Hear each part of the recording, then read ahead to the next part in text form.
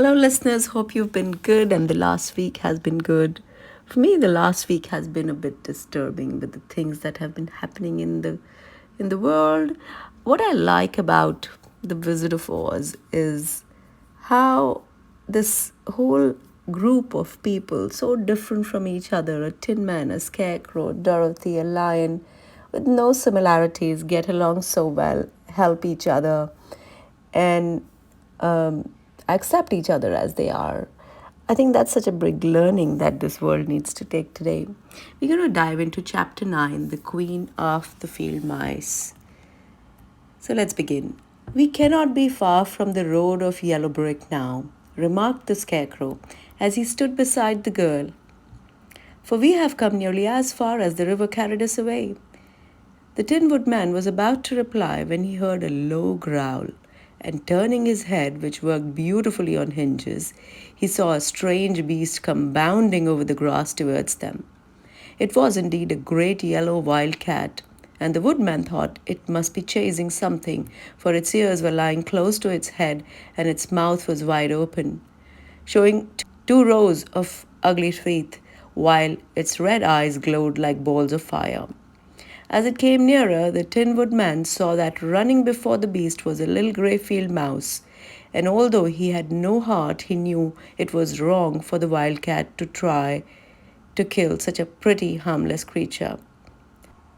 So the woodman raised his axe, and as the wildcat ran by, he gave it a quick blow that cut the beast's head clean off from its body, and it rolled over at his feet in two pieces. The field mouse, now that it was freed from its enemy, stopped short, and coming slowly up to the woodman, it said in a squeaky little voice, "Oh, thank you ever so much for saving my life." "Don't speak of it, I beg of you," replied the woodman. "I have no heart, you know. So I'm careful to help all those who may need a friend, even if it happens to be only a mouse." "Only a mouse?" cried the little animal indignantly. "Why, I'm a queen, the queen of all the field mice." "Oh, indeed," said the woodman, making a bow. "Therefore you have done a great deed, as well as a brave one, in saving my life," added the queen. At that moment, several mice were seen running up as fast as their little legs could carry them, and when they saw their queen, they exclaimed, "See all those little mice sitting there with Dorothy? There's a queen amongst them." "Oh, your majesty, we thought you would be killed. How did you manage to escape the great wild cat?" And they all bowed so low that the little queen that they almost stood upon their heads. "This funny tin man," she answered, "killed the wild cat and saved my life. So therefore you must serve him and obey his slightest wish." "We will," cried all the mice in a shrill chorus. And then they scampered in all directions, for Toro had awakened from his sleep, and seeing all these mice around him, he gave one bark of delight and jumped right into the middle of the group. Toro had always loved to chase mice when he lived in Kansas, and he saw no harm in it. But the Tin Woodman caught the dog in his arms and held him tight while he called to the mice, come back, Toro shall not hurt you." At this, the queen of the mice stuck her head out of from a clump of grass and asked in a timid voice, "Are you sure he will not bite us?" "I will not let him," said the woodman. "Do not be afraid." So one by one the mice came creeping back, and Toto did not bark again, although he tried to get out of Woodman's arms and would have bitten him had he not known very well he was made of tin. Finally, one of the biggest mice spoke. "Is there anything we can do," he asked, "to repay you for saving the life of our queen?" "Nothing that I know of," answered the woodman. But the scarecrow, who had been trying to think but could not because his head was stuffed with straw, said quickly, "Oh, yes, you can save our friend the cowardly lion who's asleep in the puppy bed." "A lion?" cried the little queen. "Why, he would eat us all up." "Oh, no," declared the scarecrow. "The lion is a coward." "Really?" asked the mouse. "He says so himself," answered the scarecrow. "And he would never hurt anyone who is our friend. So if you will help us to save him, I promise that he shall treat you with all the kindness." "Very well," said the queen. "We will trust you. But what shall we do? Are there many of these mice which call you queen and are willing to obey you? Oh, yes, there are thousands, she replied. Then send them over all to come here as soon as possible, and let each one bring a long piece of string. So Queen turned to the mice that attended her and told them to go at once and get all her people. As soon as they heard her orders, they ran away in every direction as fast as possible. Now, said the scarecrow to Tin Woodman, you must go to those trees by the riverside and make a truck that will carry the lion. So the woodman went at once to the trees and began to work. And so he soon made a truck out of limbs of trees, from which he chopped away all the leaves and branches. He fastened it together with wooden pegs and made the four wheels out of short pieces of big tree trunk. So fast and so well did he work that by the time the mice began to arrive, the truck was all ready for them. They came from all directions. There were thousands of them, big mice and little mice and middle sized mice, and each one brought a piece of string in his mouth. It was about this time that Dorothy awoke from her sleep and opened her eyes. She was greatly astonished to find herself lying upon the grass with thousands of mice standing around and looking at her timidly. But the scarecrow told her about everything and turned to the dignified little mouse, and he said, Permit me to introduce you to Her Majesty the Queen. Dorothy nodded gravely, and the Queen made a curtsy, after which she became quite friendly with the little girl. The scarecrow and the woodman now began to fasten the mice to the truck using the strings they had brought. One end of a string was tied around the neck of each mouse and the other end to the truck. Of course, the truck was 1,000 times bigger than any of the mice who were to draw it, but when all the mice had been harnessed, they were able to pull it quite easily. Even the scarecrow and the Tin Woodman could sit on it, and were drawn swiftly by their queer little horses to the place where the lion lay asleep. After a great deal of hard work, for the lion was heavy, they managed to get him up on the truck. Then the queen hurried, gave her people the order to start, for she feared if the mice stayed among the puppies too long, they would fall asleep. At first, the little creatures, many though they were, could hardly stir the heavy loaded truck, but the woodman and the scarecrow both pushed from behind, and they got along better. Soon they rolled the lion out of the puppy bed to the green fields, where he could breathe the sweet, fresh air again instead of the poisonous scent of the flowers. Dorothy came to meet them and thanked the little mice warmly for saving her companion from death. She had grown so fond of the big lion, she was glad he had been rescued. Then the mice were unharnessed from the truck and scampered away through the grass to their homes. The queen of the mice was the last to leave. If ever you need us again, she said, come out into the field and call, and we shall hear you and come to your assistance. Goodbye. Goodbye, they all answered, and away the queen ran, after Dorothy held Toto tightly, lest he should run after her and frighten her. After this, they sat down beside the lion until he should awaken, and the scarecrow brought Dorothy some fruit from a tree nearby, which she ate for her dinner. Chapter 10 The Guardian of the Gate. It was some time before the cowardly lion awakened, for he had lain among the puppies a long while, breathing in their deadly fragrance.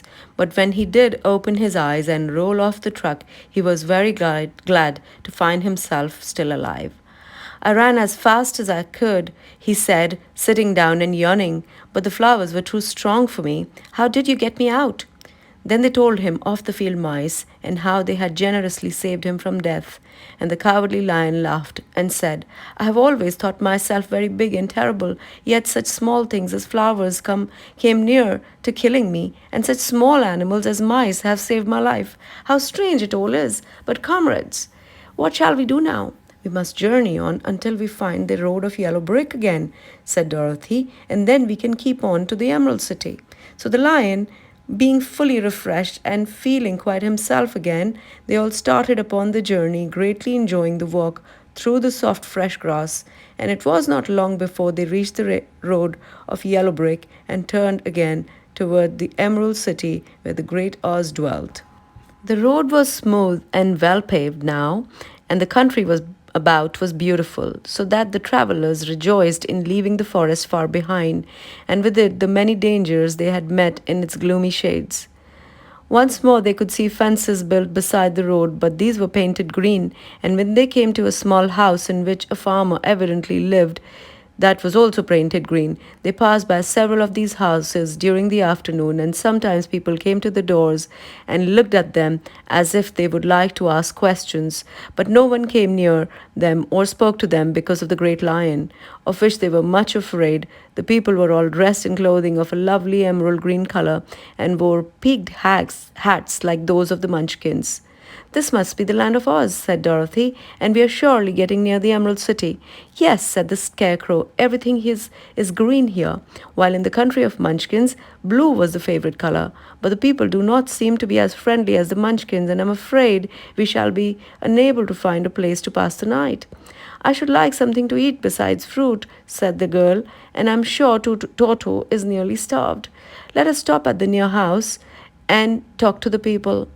So when they came to a good sized farmhouse, Dorothy walked boldly up to the door and knocked. A woman opened it just far enough to look out and said, "What do you want, child? And why is that great lion with you?" "We wish to pass the night with you if you will allow us," answered Dorothy, "and the lion is my friend and comrade, and he would not hurt you for the world." "Is he tame?" asked the woman, opening the door a little wider. "Oh, yes," said the girl, "and he is a coward too, so that he will not be more afraid of you than you are of him." "Well," said the woman, after thinking it over and taking another peep at the lion, "if that is the case, you may come in, and I will give you some supper and a place to sleep." So they all entered the house, where there were, besides the woman, two children and a man. The man had hurt his leg and was lying on the couch in a corner. They seemed greatly surprised to see so strange a company, and while the woman was busy laying the table, the man asked, "Where are you all going?" "To the Emerald City," said Dorothy, "to see the great Oz." "Oh, indeed!" exclaimed the man. "Are you sure that Oz will see you?" "Why not?" She replied. "Why, it is said that he never lets anyone come into his presence. I have been to the Emerald City many times, and it is a beautiful and wonderful place, but I have never been permitted to see the great Oz, nor do I know of any living person who has seen him." "Does he never go out?" asked the Scarecrow. "Never. He sits day after day in the great throne room of his palace, and even those who wait upon him do not see him face to face." "What is he like?" asked the girl. "That is hard to tell," said the man thoughtfully. "You see, Oz is a great wizard, and he can take on any form he wishes, so that some say he looks like a bird, and some say he looks like an elephant, and some say he looks like a cat. To others, he appears as a beautiful fairy or a brownie, or in any other form that pleases him. But who is the real Oz? When he is in his own form, no living person can tell." "That is very strange," said Dorothy, "but we must try in some way to see him, or we shall have made our journey for nothing." "Why do you wish to see the terrible Oz?" asked the man. I want him to give me some brains," said the Scarecrow eagerly. "Oh, Oz could do that easily enough," declared the man. "He has more brains than he needs." "And I want him to give me a heart," said the Tin Woodman. "That will not trouble him," continued the man, "for Oz has a large collection of hearts of all sizes and shapes." "And I want him to give me courage," said the Cowardly Lion. "Oz keeps a great pot of courage in his throne room," said the man, "which he has covered with a golden plate to keep it from running over. He will be glad to give you some." "And I want him to send me back to Kansas," said Dorothy. "Where is Kansas?" asked the man in surprise. "I don't know," replied Dorothy sorrowfully, "but it is my home, and I'm sure it's somewhere." "Very likely. Well, Oz can do anything, so I suppose he will find Kansas for you. But first you must get to see him, and that will be a hard task, for the Great Wizard does not like to see anyone, and he usually has his own way. But what do you want?" he continued, speaking to Toto. Toto only wagged his tail, for strange to say, he could not speak. And that's them eating their nice porridge dinner. The woman now called to them that supper was ready. So they gathered around the table, and Dorothy ate some delicious porridge and a dish of scrambled eggs and a plate of nice white bread and enjoyed her meal. The lion ate some of the porridge but did not care for it, saying it was made from oats, and oats were food for horses, not for lions. The scarecrow and the tin woodman ate nothing at all. Toto ate a little of everything and was glad to get a good supper again. The woman gave Dorothy a bed to sleep in, and Toto lay down beside her, while the lion guarded the door of her room so she might not be disturbed.